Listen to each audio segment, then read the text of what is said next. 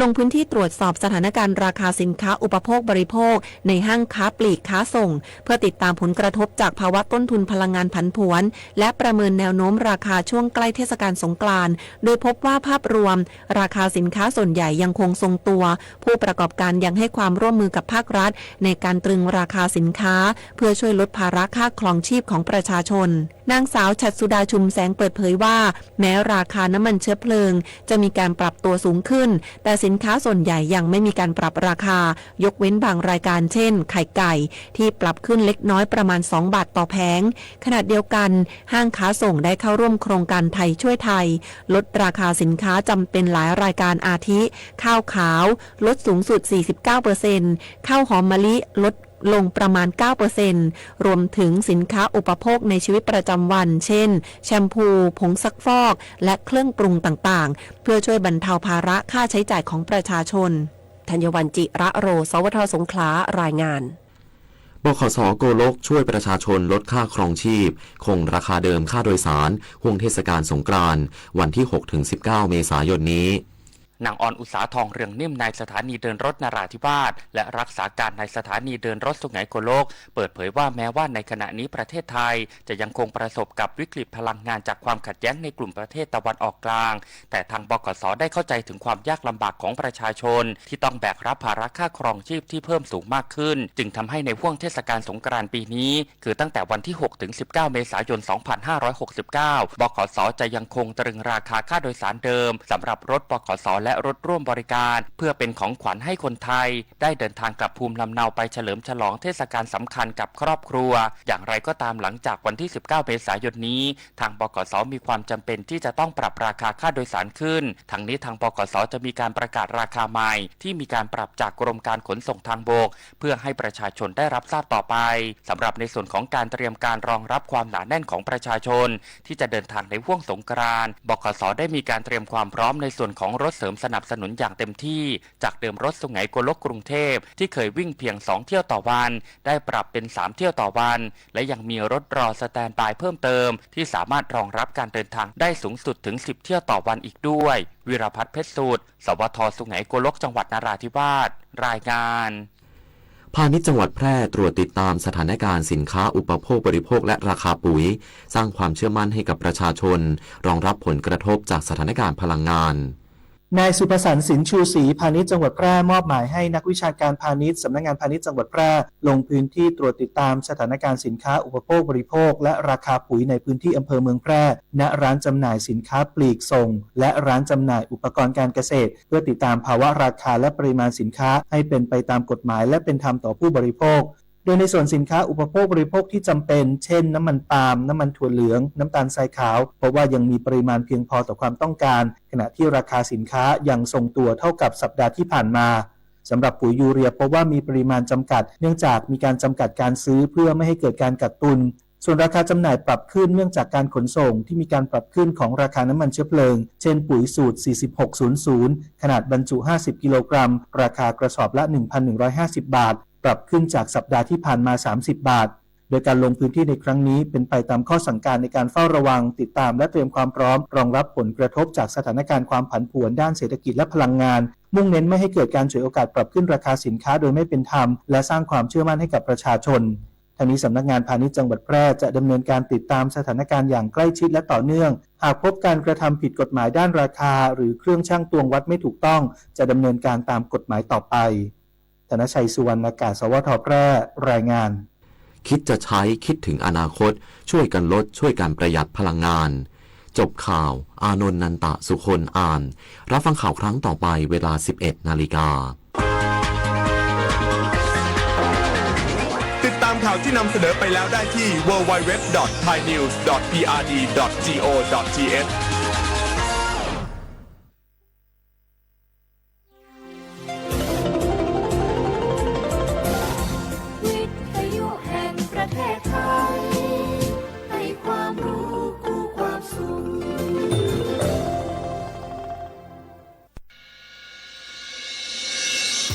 สถานีวิทยุกระจายเสียงแห่งประเทศไทยจังหวัดเชียงใหม่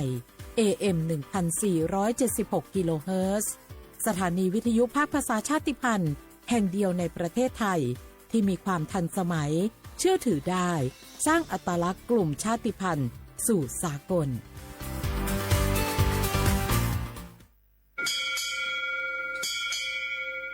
โอโบดะจ้า โอมิชเปอร์ เหมยสุงคา พวกว่า เนาะซง อุดูธรรมา สถานีวิทยุภาษาชาติพันธุ์แห่งเดียวในประเทศไทย ทันสมัยเชื่อถือได้ แล้วพบกันที่ สวทเชียงใหม่ AM 1476 กิโลเฮิรตซ์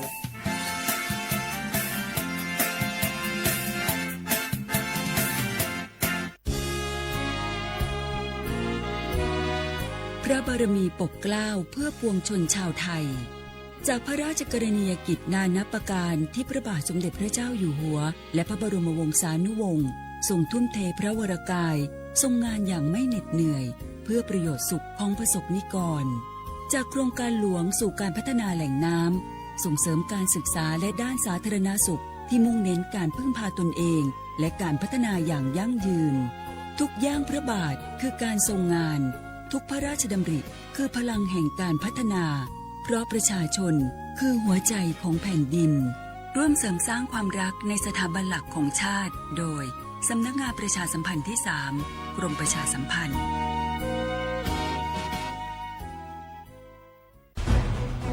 ทุกคนเร็วๆทุกคนเก็บของเร็วๆแผ่นดินไหวแล้วแผ่นดินไหวเดี๋ยวพี่เดี๋ยวก่อนจะรีบไปไหนเก็บของไปไหนพี่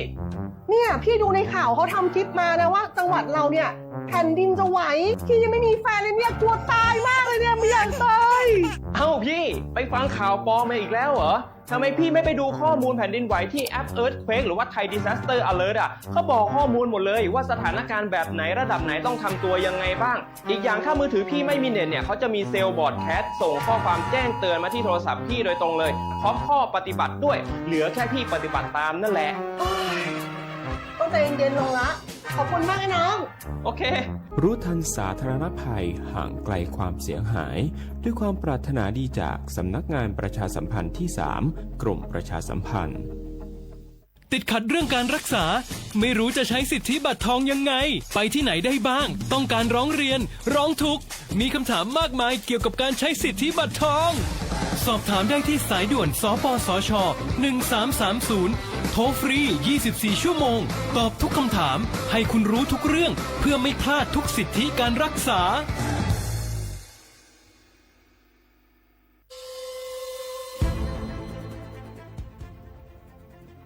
ย้อนผิดหมอกพี่น้องเขามาโฮมเป็นจุ้มเหลียวกันดั้งเจดอนเก้งใหม่โฮมกันแกลิดปัญหาไฟไหม้ป่าเถินหมอกควันก้องควันมูและฝุ่นเล็กๆ PM 2.5 ค่ะสังว่าโชพันไฟไหม้กับสืบกว่าตึงลาดไลตีอองตีแกลิดปัญหาไฟไหม้ป่าเถินและหมอกควันเจดอนเก้งใหม่หมายโฟน0531128808ในค่ะเจดอนเก้งใหม่ค่ะออกปักเปิงหมายมีเฮกังแกลิดปัญหาหมอกควันก้องควันโมและฝุ่นเล็กๆ PM 2.5 เนื้อปืนตีเหลออันอ่ำเลยคว้างเฮาเผาผ่านมาดีแอปพลิเคชันไฟดีห้ามเผากำเร็วในนั้นค่ะอย่าไปเผาล้าอ่ำว่าได้เปลี่ยนตีกลางปางอองตีห้ามเผาเกยยุกยักไม่ดอกกูอันในค่ะแต่เอาวันที่1เดือน1อิงเกรด2เหงปลาย26ต่อถึงวันที่31เดือน5 2เหงปลาย26ในผู้เหลอเผาเฮ็ดผิดปักเปิงเตญ่าตัวต่ำตั้งผิดจำหนังปักเปิงหมายมีกำเหลวในนั้นค่ะเลยตั้งมุมมองไฮลีเซห้องการฐานฐานาก่อกับสืบเจดอนเก้งใหม่มาโฮมเป็นจุ่มเหลวกันดั้งเจดอนเก้งใหม่โฮมกันรักษาสภาวะฟิงตื้นเป็นเฮ็ดให้จันล้มถวยเจออันลีต้องฟ้าเสียนเสออ่ำมีหมอกกวนกองกวนโม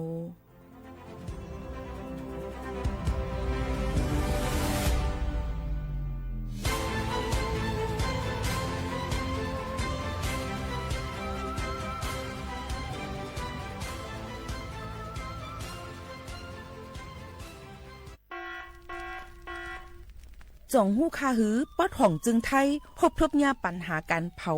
สูงแห้งเตอร์หรือเส10ล้านไห้โคปักมัน90%ไผ่ไม่ป่าเถินนั่นลูกตีกัวเนาขาเผาหาตั้งกินตั้งย่ำอย่าในเถินคือและการเผาไว้หรือเสเหตุการให้การสนอำว่าได้เป็นเพิงต้นเข้ากับอันผูกเลี้ยงตัวสัตว์นั่น ในเยาค่ะเป็นปัญหาเฮ็ดให้เกิดหมอกควันกล้อง PM 2.5 เป็นเพเฮ็ดให้ตุ้มเตอถึงป้ายอยู่หลีเฮาค่ะอาสาเข้าคากอติปอดตุ้มเตอถึงตั้งเป็นปอดตั้งเป็นแก่นสาตั้งเป็นหัวใจและออกอ๋อลูกไหวไหลในค่ะห้องการป้ายทรายและเทคโนโลยีตั้งเมืองจึงไทยย้อนผิดหมอกให้พ่อแม่พี่น้องเขากึดลือการเผาปันจันล้มเซียนเซอร์อันลีตาลูกตาลานเฮาค่ะจอมตอนโครงการวางแผนการเจอตีลินตาเตลดย่อมฝุ่น PM 2.5 เลยตั้งมุมมองไฮรีเสวชสำนักงานวิจัยแห่งชาติ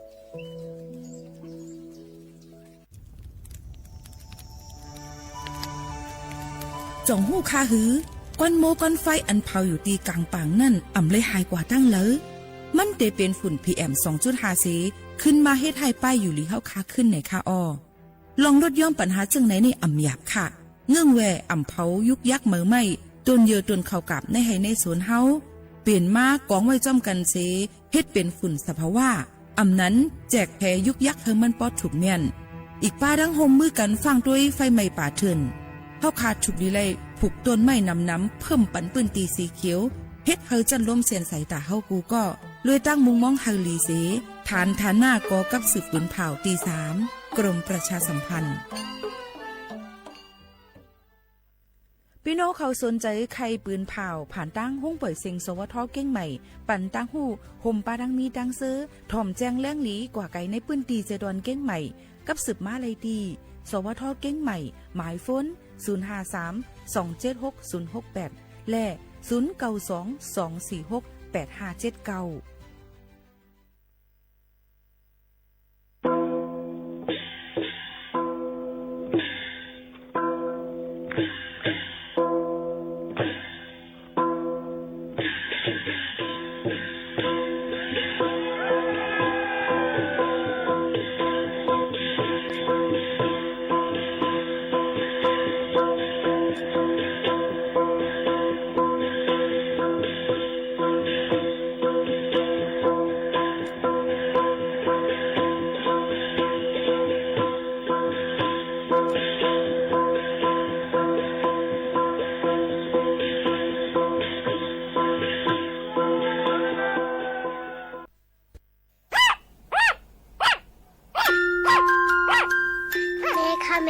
มาตัวนั่นลีหักหนาเนาะ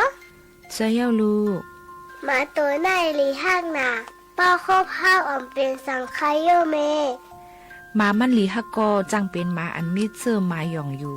ป้ออ่ำไรกว่าซ้ำยายาเฮกังสังว่าลูกย่าคบลูกจังและย่าก้องมาหย่องมานำนะลูกโหลีโกเต้ค่ะใจเย้าลูกลีโกนาตั้งเป็นมาหย่องมาในนะโดสัตอันเลี้ยงนมตั้งหมดก็จังเป็นเหมือนหนังโวเป้เจมเจอในสังยาคบไหนเดเลยกว่าซ้ำยาวัคซีนเฮอคือดันย่อนนั่นแหละสมเด็จพระเจ้าลูกเธอเจ้าฟ้าจุฬาภรณ์วลัยลักษณ์อัครราชกุมารีจังไรก่อตั้งโครงการสัตว์ปลอดโรคคนปลอดภัยจากพิษสุนัขบ้าอำนั้นภายใต้เฮาว่าสัตว์หลอดเพเข็นก้นไหลกัดเย็นห่างไกยันตั้งเป็นมาหย่องมาหนังหื้อตั้งเป็นมาหย่องมาเต็มหมดหายกว่านั่นก็ว่าตั้งเป็นมาหย่องมาในห้าวแห้งไว้ตี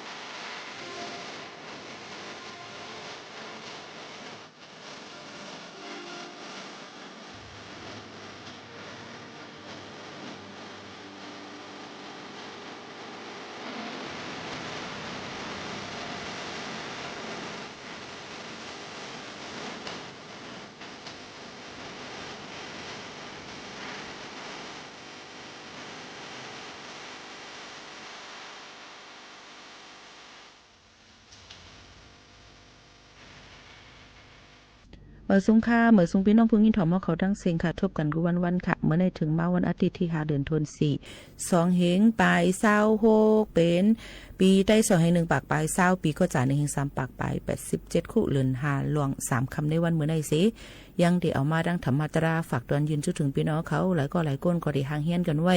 ตอนตาดีกว่าแอลเละข้าวซ้อนนำเดือน5ปีในไม่เนี่ยค่ะนะกว่าอะไรไปอะไรก็ให้ฟังกันไม่หนังหือมันบ่ได้อ่ำตุ้มตื้อถึงไปอยู่ลีเฮาค่ะอ่ำเป็นตั้งเป็น2แสนปึงเลยค่ะเนาะฝากตอนจุดถึงกูก็กูก้นค่ะพี่น้องเขาทอมอยู่ในก็ให้มีลงตั้งห่านเจอและให้มีลงตั้งซื่อสาเจอกันในวันนั้นเนาะค่ะคัดเจอกึดหรือกึดยังให้เลยอยู่ที่เฮิรนอำออกกว่าตั้งเลยอันว่านั่นในข่าวพี่น้องเขารู้เหตุการณ์อีสังกันอยู่อำนั้นก็ไปถอมข่าวง้าว5อำนั้นก็เหตุการณ์เหตุงานอยู่ที่เฮิรนอำออกกว่าตั้งไรหือสังว่าเป็นไรในจึงอย่าไปพุงใครออกกว่าต่างที่ต่างตั้งยันเปือว่าปักเปิงบนก็ซ้ำมีน้ำกูจังกว่าพิษปักเปิงสีอันในใครย้อนฝากหมอกปันพี่น้องเขาจังหนังไหนค่ะอ่อนกันลือเฮือหรือเจอถอมได้เพ่งกว้างหวานหูถูกใจกันก่อนค่ะ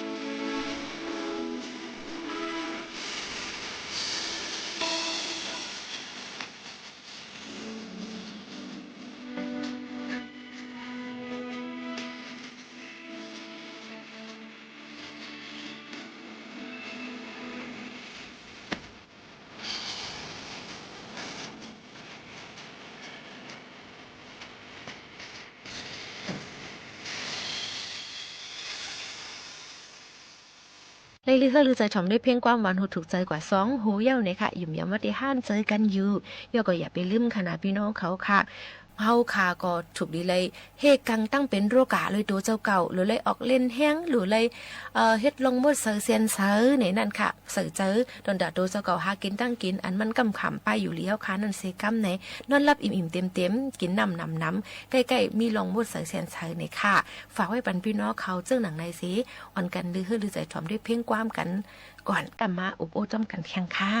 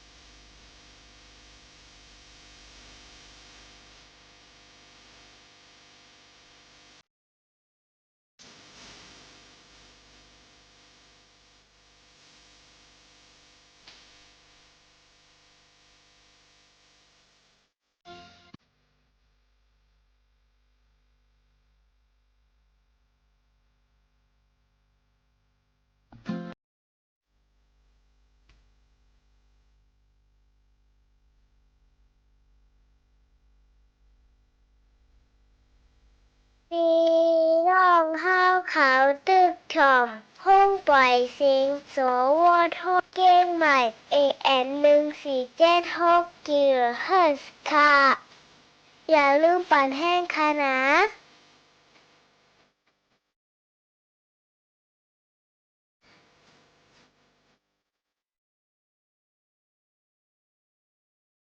พอค่ะไอ้ถ่อมเพ่งกว้างกันกว่าเที่ยงเหี่ยวในนั่นข่าวก็ดีเลยเป็นวันอันที่เฮาคาหังเฮียนด้วยธรรมะตรากันให้พี่น้องเขาเลยยินถ่อมจ้อมกันอยู่ในนั่นค่ะโดยในวันเมื่อในหังเฮียนด้วยปันธรรมะตราหวานหูถูกเจอได้เป็นเจ้าตนแล้วโฮไว้ในแค่นโดยพี่น้องเขาเปิ้งมุมมองถ่อมจ้อมกันเสกัมในค่ะถ่อมจ้อมกันย่ำเร็วในค่ะเรียกพระเป็นเจ้าศิษย์ชาในเขียนเจ้าก็ผู้หันกลางใจเงือกตัวในที่เป็นฟันดีกุศลในพระเป็นเจ้าก็กระจุกเนื้อป้องหลังเงือกหลงนั่นมันก็ก้อนไปเลยดีๆมันก็โจมเสื่อยๆลุยคำนั่งกันร้อยเหมือนจึงเป็นพายเรือคำนั่งว่าข้าไม่กับแถวขังพวกเรามันก็โจมเสื่อยๆเอาก็โหงงไปพระเป็นเจ้าก็คำป้นกับพระเป็นเจ้าก็ยุ่งนี่มันมีกุศลก้อนเดียวนะเงือกตัวในเนี่ยมันก็โจ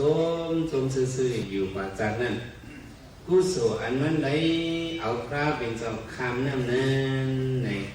ถึงดีเพราะว่าเงือกมันตายในเงือกตัวนั้นปอดเมื่อเมืองผีสุกดีปอดเมื่อดีไร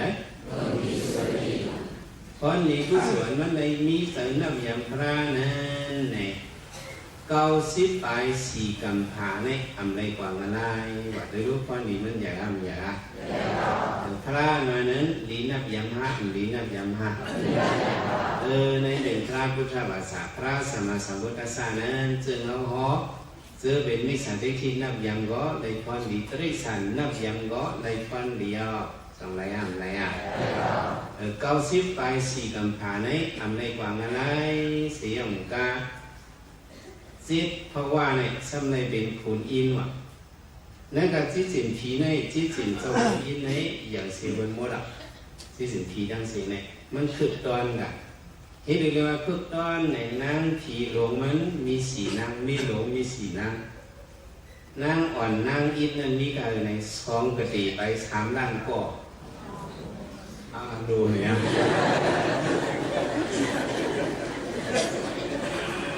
เป็นไงที่สินสกุลนี้เนี่ยมันใหญ่อะมันอุปกรณ์ผีทั้งสิ้นเนี่ยเพราะเรียนเงือกตัวนั้นได้เอาพระเป็นเจ้าคำนั่นขี่เนื้อลังมันในคำนั้นได้เป็นเพราะว่าสกุลอินทรีย์สัตว์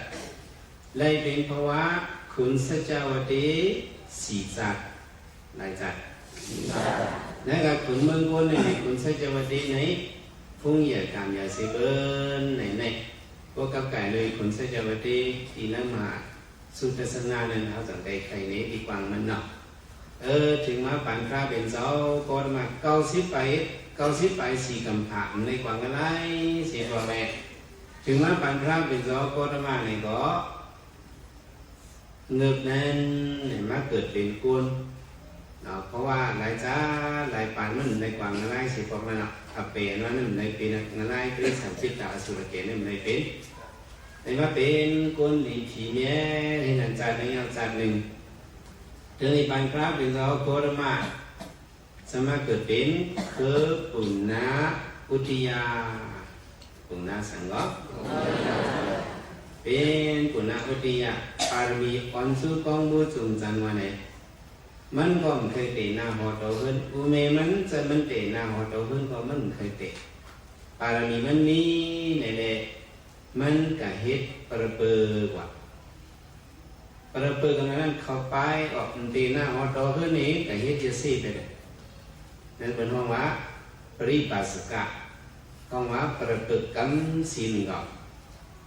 ย่อประเปิกที่มังซื้อในเมื่อบันพระเป็นสกอตมาเนี่ยพวกเขามาหันพระเป็นสกอตมาเนี่ยนั่นจะเขานั้นนับยำน้องเขาดีจังพระเป็นสกอตมาเขานี่ว่าพระเป็นเจ้าก็ว่าในมาหิมเอาตะปีเขามาหิมเอาตะกาเขากับเป็นตะกามันเลยเขาสวยลิงเป้งสังพระเป็นเจ้ามีตั้งนำแต่ก็อุติยาประเปิดก็ในเด็กเพราะว่ามันมาหัน สมมาสมุทธพระเป็นเจ้าโคตรมาในสัตว์ก่อนวันหลังเมื่อมันเป็นเงือกนั้นมันยำนับยำพระเป็นเจ้ามาบอกหนึ่งเจ้ากันใจ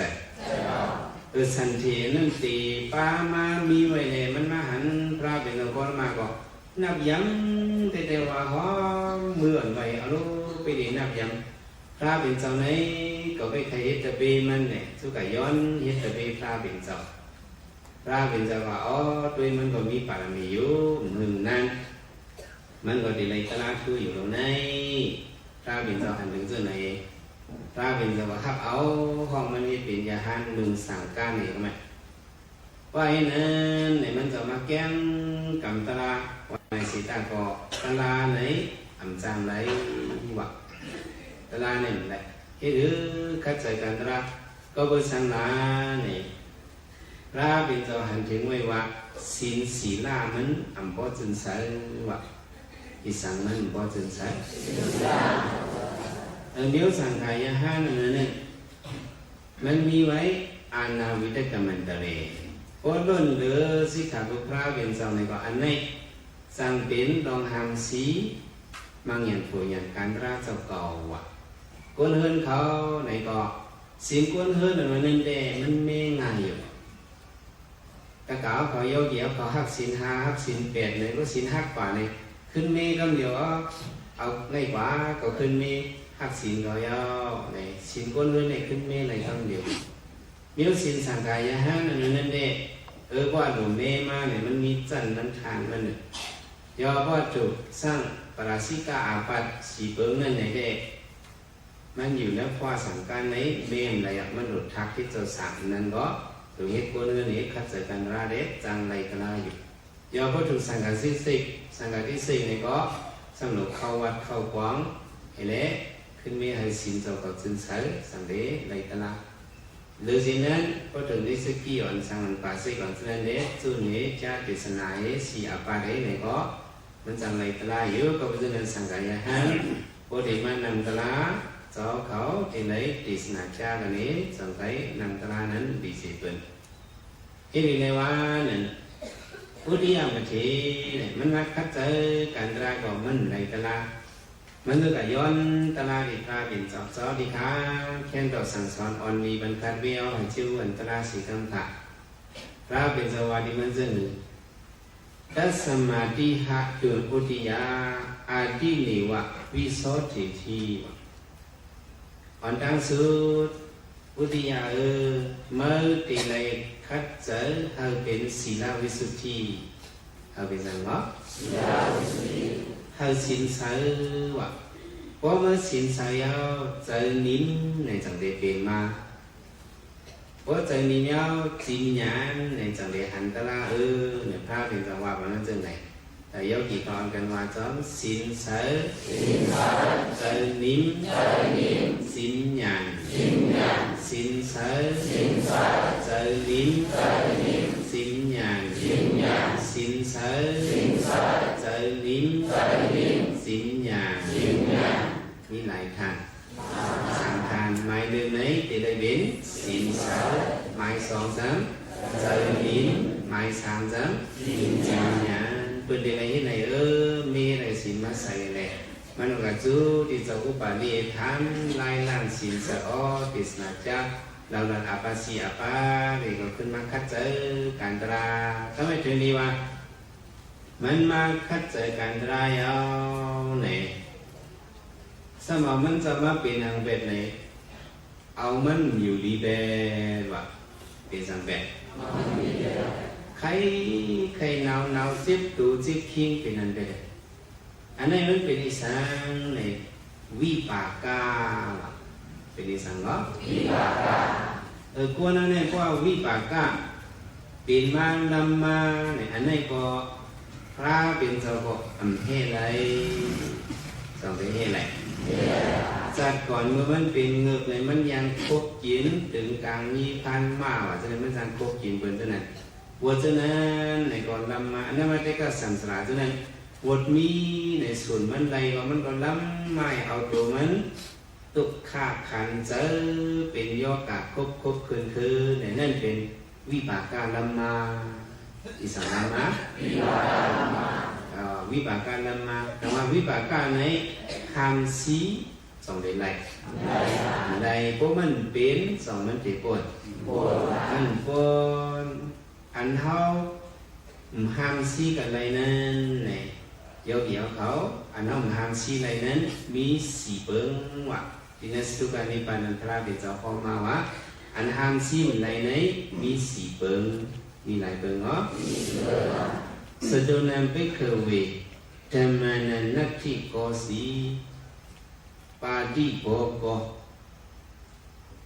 สมันโนวะเปมโนวะทีโววะมาโรวะพระมโนวะโกสีวะเธอผู้เราเสียงว่าวะไปเคยยันเขาสะดุนันธรรมานันโลกาสมัยที่นั้นโลกาลงในว่าไปเคยยันเขาสะดุนันธรรมานันตราสีเปิงในนักที่ก็สิเธอผู้เราเสียงว่าปาริโกก็อัมหัมสีไลวะพระผู้เราโน้นสมโนวะยาหันกับหัมสีก็ไม่ไลพระมโนวะปุงนาหัมสีสองเดือนไลทีโววะพีหัมสีสองเดือนไล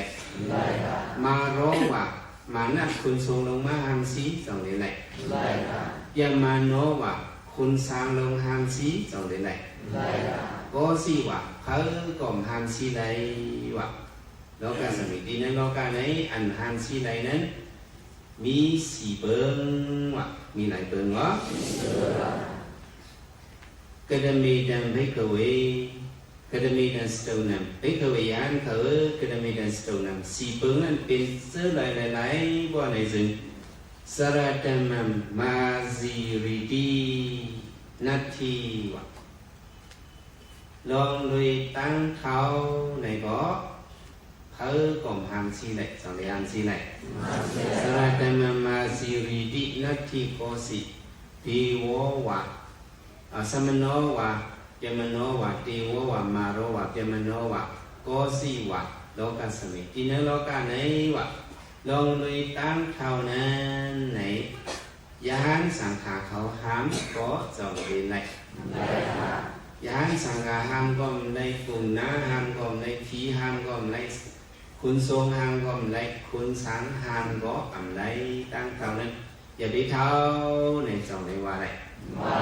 หรือสุก็ว่าอย่าไปเท่าในเข้าหนึ่งกันเอายาลียาบันกันสองที่อาบไรที่กับซูเผอเขาว่าหามในจังเลยไรเขามาด้วยปีกายดังปีในอันเลยเท่ามาปีในดังปีเดมาเนี่ยพอสำเร็จเท่าเมื่อวาดังเมื่อในอันเลยเท่าเมื่อในดังเมื่อฟูเนี่ยอันเลยตีเท่าฟูตีเท่าอย่าไปเท่าเนี่ยเอาเครื่องจักรกูเมียวมาหามมาสีสองเดือนไรใน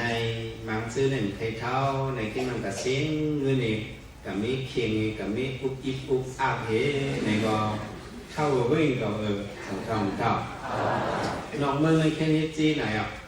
เนาะหน้าผากเขาหูมาหนังตาเขายันมากับมีเคียงกับมีผายมาหุดจอบไปตั้งหลังมาหุดจอบให้ผีเฮเนี่ยไอ้อันเท่านั้นมันเดินเท่าไว้อ่ะสำคัญใจสระแต่มาซีริดีวะลองในตั้งเท่านั้นทางสีสองเป็นไรหมายสองยาดีแถมมาปยายีดีวะลองในตั้งเท่านั้นลองในตั้งจิตนั้นอย่าไปเอามันจิตในสองเป็นไรได้เฮ็ดหรือทำก็มันได้หรือสินั่นในจังหวะว่าจิตเป็นมาในเขาก็ทำได้ยกการตั้งเป็นเอาเป็นมาที่โดยที่ทิ้งเขาฉะนั้นในเขาว่ามันอย่าไปเป็นในสองเป็นไรในพวกจิตมาใครมาเจ๊ๆเด่นจังให้ถือยาวคนจิตอันเป็นจิตคืนยกการจำเป็นตายนั่นในเขากะทำสองเป็นไรแต่ยศยาในยาก็มันก็ยังไรต่างๆก็จิตมากำลืมก็ในการซูมยาวสองการในการซูมลงกว่ากุ้ยจึงหวังทำเลยก็ไม่หมายสามในสามมรณะแต่มัน เนาะลองเลยตั้งตายนั่นว่ะเนาะลองเลยตั้งตายในก็มามีดีอย่าไปทำมันตายสิกันอันนี้là dòng thế này đây lองเลยตั้งตายในก็เจออย่าหันสังขาเขาเจ้าหามชีเจอปุ่งหน้าเขาหามชีเจอผีหามชีเจอสูงหามชีเจอคุณสังหามชีอย่าไปให้ตายในสองเดือนไหนได้สอนกันว่าจอมวันไหนเนาะลองลุยเท่าเลยคำวันไหนเธออ่ำจางหามชีลองลุยเท่าเลยคำวันไหนเธออ่ำจางหามชีลองลุยจิบเลยคำวันไหนเธออ่ำจางหามชีลองลุยจิบเลยคำวันไหนเธออ่ำจางหามชีลองลุยตายเลยคำวันไหนเธออ่ำจางหามชีลองลุยตายเลยคำวันไหนเธออ่ำจางหามชีสามเปิงไหนสองตีหามชีเลยแค่ไหนหนึ่งว่าวิปากโกมานิกติตีนัตถิโกสิสมโนวะพระมโนวะเทววะมาโรวะพระมโนวะโลกัสสมิงทันทีในโลกาในวิปากโกมานิกติตีวิปากก้าวดวันหลังอันเป็นมานั้นอย่าไปทำมันเป็นในสองได้ห้ามเลยสังมาโกนเรามันได้เป็นมาโยกาตั้งไทยตั้งเป็นในวุฒิวันหลังถึงวันหลังนั้นสองมีมาห้ามมีมาสักคำว่าว่าโดประแดงเหมือนเจ้าหมักลอกยิงต้องห้อยติดโวเนี่ยวันหนึ่งเนี่ยมันได้นำขึ้นมาสองจากนั้นขึ้นมาสับบ้ารอกันนะอาวาซอจนเอาวันนั้นโยกาตั้งเสียงในมุกไว้เนื้ออกเนื้อตัวในสองมีห้ามมีโยกาเมียวเลียวหาโยกาตั้งนำหาเพราะมันเป็นมาในวิปากาเอาลำขึ้นมาในมันมาเป็นทางซีบันมันจังไหนแต่ตักฟูตักฟ้าว่ามันจะไปให้เป็นโครงฟ้าหายเสียหายในจังไหนหายวิปากาเป็นมาในทางซีมันไรจังไหนอันไรเข้ามาด้วยอันเป็นเจ้าอย่างนั้นอุติยามาทีไหนมันจะไม่การตลาดใส่ข้อมันลุงเป็นยาหายาวก็ไม่การตลาดเอามันเจ้าอยู่รีเบเอามันจะเป็นสังเกตยอก็ไม่ควรเนี่ยเพราะว่าอยู่รีกินบ้านในเจอเขาเคยเห็นสิตาตัวเขาสองซ้ำเห็นไรเห็นไรตัวนี้มันซ้อมใส่เขาเจอได้เคยเห็นอยู่ตัวเมียวด้วยกาโยกาตั้งเป็นมามิดเงียนเลยสองเป็นนายยาวเป็นนายยาวจนไปจนนั้นในจังหวะเราจะประมาณลาปะลองเลยตั้งอยู่ดีในก็เป็นเปิงลงมันยาวสองเป็นเป็นนะความอยู่ดีมาในเด็กก็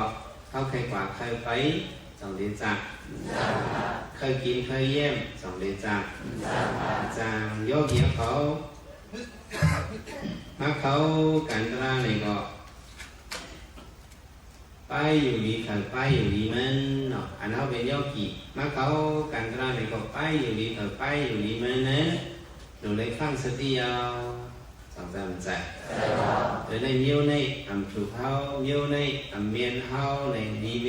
ดีเวความได้เอาเป็นว่าจะหรือไปถูกหนึ่งตีนกินถูกหนึ่งโอมว่ะสร้างโคมจะโคมคอสองเป็นนั่นเป็นได้เขาไปถูกหนึ่งตีนเขาสติไปที่ลึกจกโคไรกว่าในก็สร้างฮักสร้างแก้มสองสามใจกินถูกหนึ่งโอมในก็ตั้งกินตั้งเยี่ยมอันนี้เมียนก็ถ้าทำเยี่ยมในซุปเขาสมเคยกินในก็กินถูกหนึ่งโอมในก็สร้างโคมจะโคมคอสองสามใจแต่มากับไก่ไว้ตั้งกินตั้งเยี่ยมในก็ nhiều lần miền hấu họ chẳng cái đường kín nhiều lần miền hấu về cả sĩ ca họ mà kín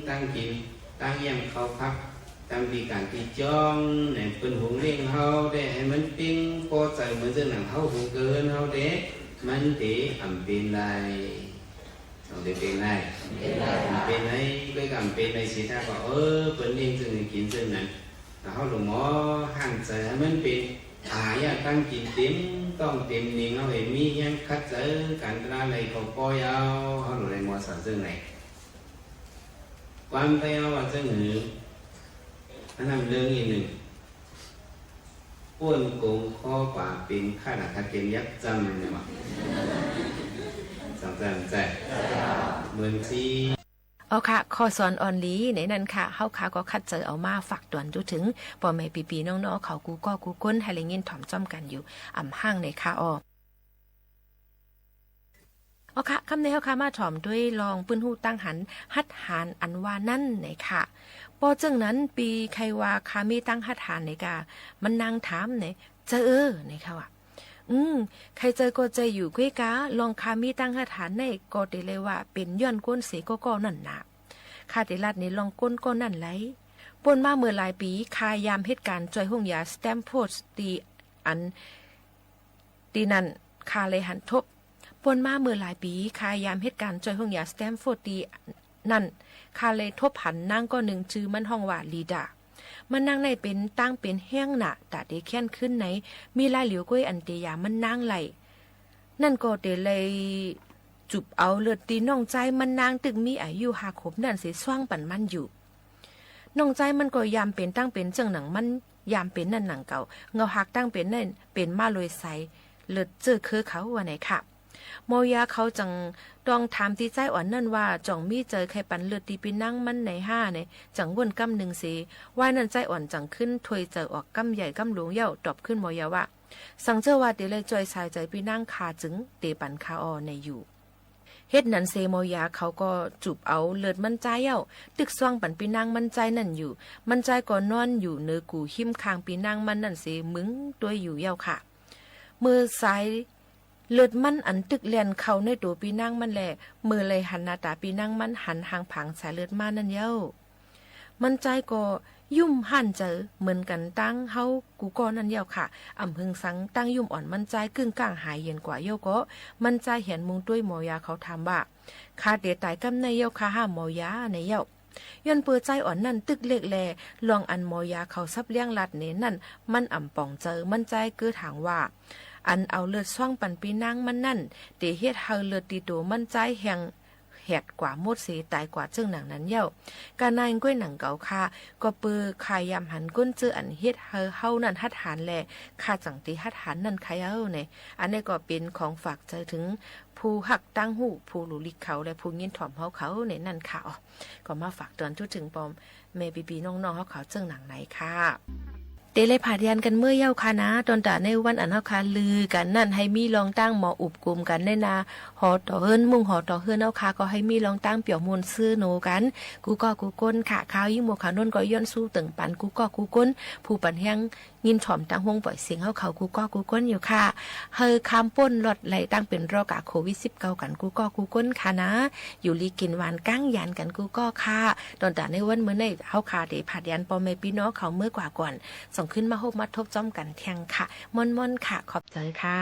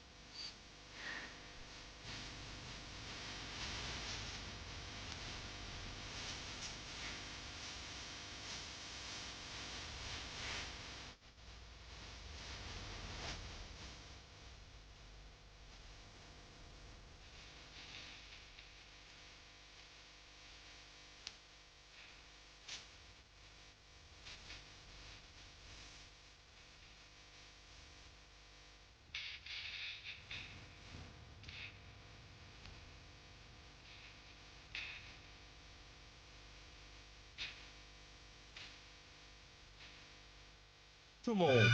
รู้เร็วรู้จริงเกาะติดทุกสถานการณ์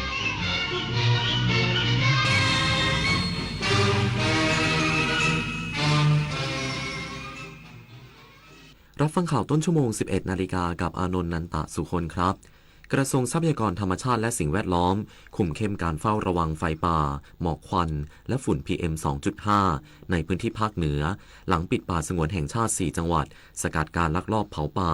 อีกสักครู่กลับมาติดตามรายละเอียดครับ ทูลกระหม่อมจอมนรีศรีสวัสดิ์งามพระ